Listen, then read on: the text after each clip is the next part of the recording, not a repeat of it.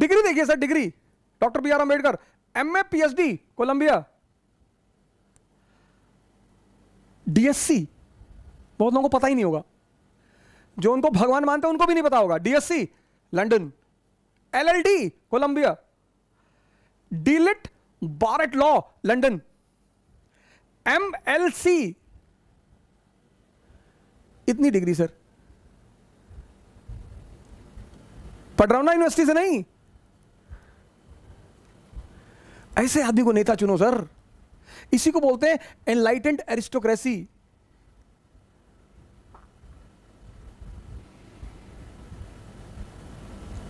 पढ़ो, कितने ताकतवर थे मुसलमान, पूरा स्पेन से लेके कैस्पियन सी, स्पेन से लेके चाइना सी, कैस्पियन से लेके हिंदुस्तान, सब पर कब्जा। कुछ तो बात रही होगी ना सर। भगवान राम जैसा राजा चुनो, त्याग करने को तैयार है हमेशा, खुद के लिए कुछ नहीं करना, कभी पिता के लिए करना, कभी प्रजा के लिए करना। गुरु गोविंद सिंह जैसा राजा चुनो सर, 4 बेटे कुर्बान। राजा चुनना है ना, चुनने की ताकत तो तुम्हारे हाथ में। तुम दूसरे को दोष क्यों देते हो? क्योंकि तुम्हारी आदत पड़ी है पुरानी। ये देखो, ये तुम्हारी आदत पड़ी है पुरानी। तुम अपना इंट्रोस्पेक्शन कभी नहीं करोगे। क्या आज डॉक्टर अंबेडकर जैसा व्यक्तित्व दलित समाज में नहीं है? क्या आज हारून जैसा व्यक्तित्व मुस्लिम समाज में नहीं है? लेकिन आपको चाहिए नहीं। आपको चाहिए वो आदमी जो आए, आपका पैर छुए इलेक्शन के टाइम पे, आपकी तारीफ करे,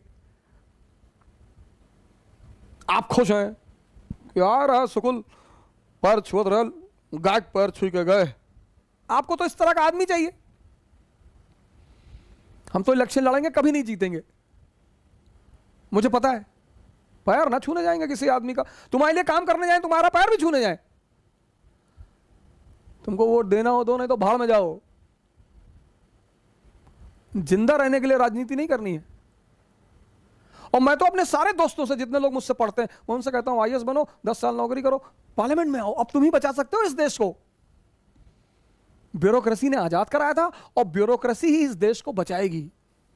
फिर वो सुरेंद्र नाथ बनर्जी और सुभाष चंद्र बोस को फिर इस्तीफा देना पड़ेगा, फिर बाहर निकलना पड़ेगा सर, नहीं तो सब खत्म हो जाएगा।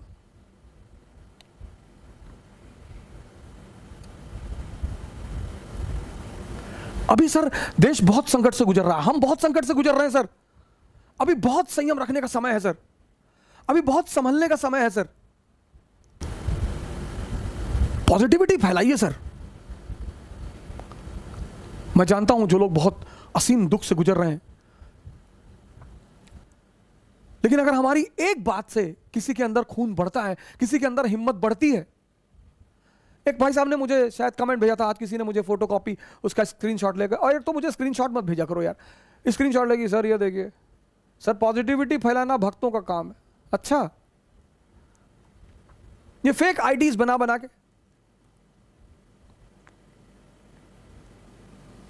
जब भी किसी ने कुछ उल्टा सीधा लिखा, मैंने कहा इसकी आईडी चेक करो, बोले फेक है। मैंने कहा देखो,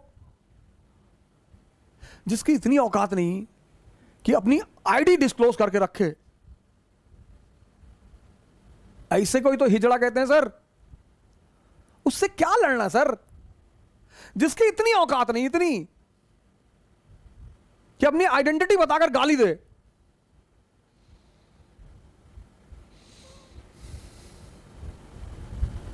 कि ये हमारे दुश्मन चाहते हैं कि हम अंदर से टूट जाएं।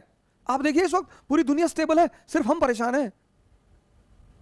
और अगर आपने स्टॉक एक्सचेंज में नजर रखी होगी पिछले 2 महीने से, तो आपने देखा होगा इंडियन इकोनॉमी की क्या कंडीशन थी। आपने देखा होगा वैक्सीन डिप्लोमेसी, कैसे पूरी दुनिया के देश अप्रिशिएट करने लगे थे।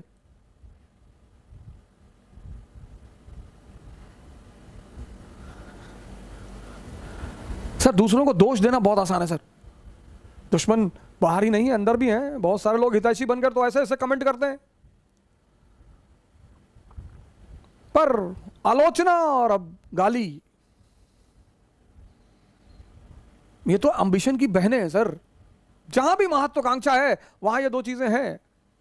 इसलिए आम आदमी कुछ नहीं कर पाता, उसको डर बहुत लगता है कि लोग हमको भैया उल्टा सीधा बोल रहे थे। अरे तो बोलेंगे ही।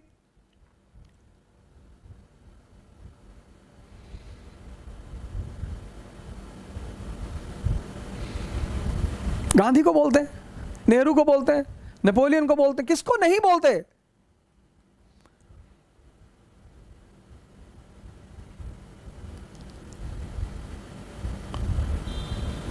मैं इस्लाम पढ़ा रहा था तो वो मेरे दिमाग से क्विट कर गया उस, हालांकि मुझे उस पर बोलना था, एनलाइटेंड एरिस्टोक्रेसी। ये जिन्ना जिन्ना बहुत बड़ा लीडर था, जिन्ना लीडर था। ये शाहनामा फिरदौसी, इतनी गाली लिखा उसने अपनी किताब में। फिरदौसी, शाहनामा, दूसरे को तो छोड़ दो। हाँ, ये एक सक्सेसफुल राजा था, ये तो बात एकदम सही है, सफल राजा था ये, इसको लोगों को यूज करना आता था। ये सब एक सफल राजा थे, इस पे कोई दो राय नहीं है। लेकिन अगर ये मुसलमान थे तो फिर बीबी राबिया, हसन बसरी, अल मामून, अल हारून, उमर,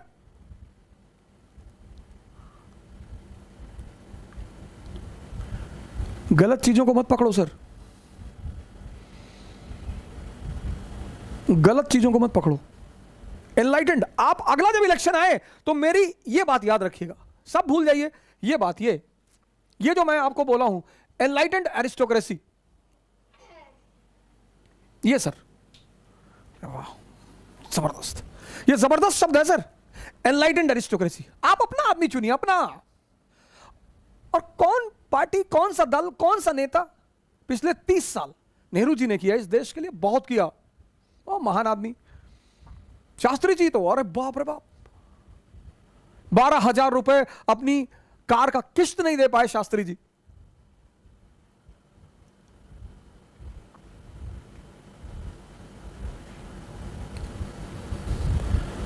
और नेहरू को अगर कोई व्यक्ति गाली दे रहा है तो वो ऐतिहासिक मूर्ख है, उससे बहस ही नहीं की जानी चाहिए। जो देश 1947 में कोई मान ही नहीं रहा था कि बचेगा ये देश, sugar 800, BP 200, uric acid 20, triglyceride 500, उसी पे निमोनिया, कोरोना, लोग कह रहे थे बचेगा ही नहीं आदमी, ये देश बचेगा ही नहीं। ये स्थिति थी 1947 में भारत की, और वहां से वो आदमी निकाल कर लाया।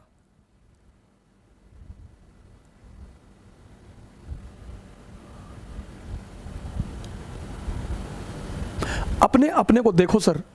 आज कम से कम आज इस मुल्क ने एक चीज सीखी, कोरोना ने 2 काम किया। एक तो लोगों को बहुत बांधा है सर, सब एक दूसरे की मदद कर रहे हैं, सब सर चारों तरफ। हमारे मित्र हैं कृष्णा विनोय, अमित गर्ग, ये सब हमारे कोलीग हुआ करते थे कभी, और आज भी हमारे अच्छे मित्रों में से हैं। और ये लोग तो बेचारे दिन रात, मैं जब भी वो व्हाट्सएप देखता हूं, ये बेचारे किसी ना किसी के लिए अपना प्रमोट कर रहे हैं। अमित गर्ग आईएस सेतु चलाते हैं, और जहांबाज आदमी, बड़े जबरदस्त आदमी, लगे हुए हैं बेचारे। क्या मिलना है सर इन्हें, कौन सा इलेक्शन लड़ना है सर?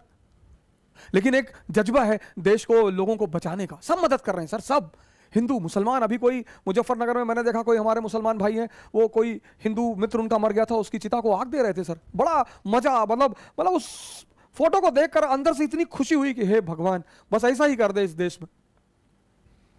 इसी की तलाश है। कहते ना, कोई चीज पूरी तरह से कभी बुरी भी नहीं होती।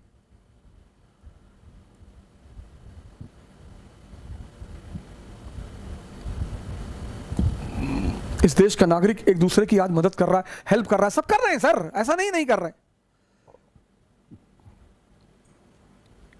और दूसरा जो बड़ा अच्छा डेवलपमेंट है वो ये है कि अब इस देश का आदमी अगर थोड़ा सा भी सुधरेगा, अगर हम सब बचेंगे, तो कम से कम अगला चुनाव सिर्फ विकास पर होगा। अस्पताल कितने बनवाओगे, स्कूल कितने खुलवाओगे, यूनिवर्सिटी का क्या करोगे, पावर प्लांट लगाओगे कि नहीं, इंडस्ट्री लगाओगे, और अगर नहीं लगाओगे तो 10 लाख लोग पार्लियामेंट में घुसकर और फाड़ेंगे तुम्हें वहीं पर।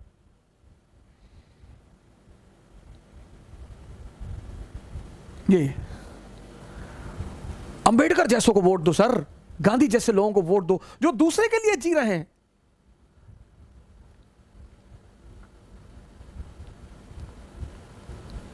सुभाष चंद्र बोस जैसे लोगों को नेता बनाओ सर, भगत सिंह जैसे लोगों को, 24 साल की उम्र, यहां इतनी काला बाजारी कर रहे लोग। इंजेक्शन दबा दिया, गैस सिलेंडर, ऑक्सीजन सिलेंडर दबा दिया। सेक्टर 34 नोएडा से गंगाराम 30 किलोमीटर, 15,000 रुपए चार्ज किया।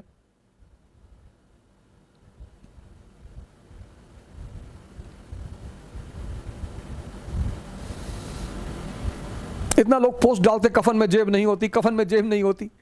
इनकी रूहों में जेब होगी, कफन में नहीं, इनकी रूहों में जेब होगी, ये उसमें भर के ले जाएंगे। आज के इस दौर में, आज जहां भारत खड़ा है ना सर, आप सब योद्धा हैं, आप सब अपने प्रधानमंत्री हैं, आप सबको मिलकर इस देश को संभालना है। मेरी विशेषकर अपील है इस देश के युवाओं से,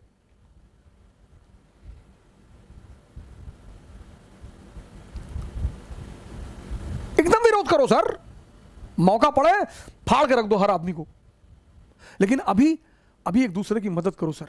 एनर्जी को डाइवर्ट मत होने दो, डिस्ट्रैक्ट मत करो अपने आप को।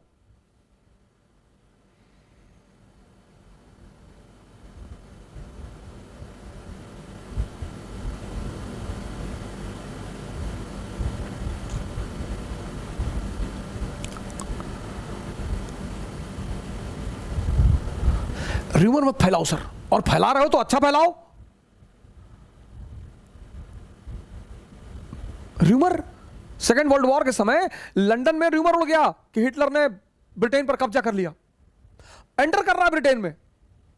सर 280 लोग हार्ट अटैक से मर गए सर, 280 हार्ट अटैक से मर गए।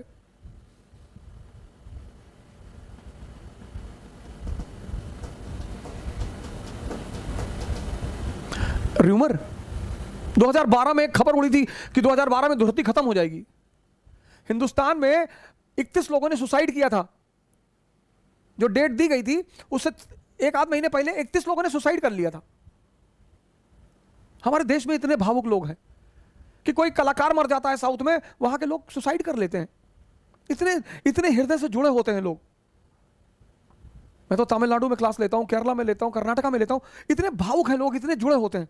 पता लगा कोई अभिनेता मर गया, इतनी जबरदस्त भावना है, कोई अभिनेता मर गया सुसाइड कर लिया सर। ये 70% लोग इस देश के बहुत अच्छे हैं सर, बहुत बढ़िया है। ये 20% इन्हें भड़का रहे हैं, भरमा रहे हैं सत्ता के दलाल। ये सब याद रहेगा सर, सबके दिलों में है।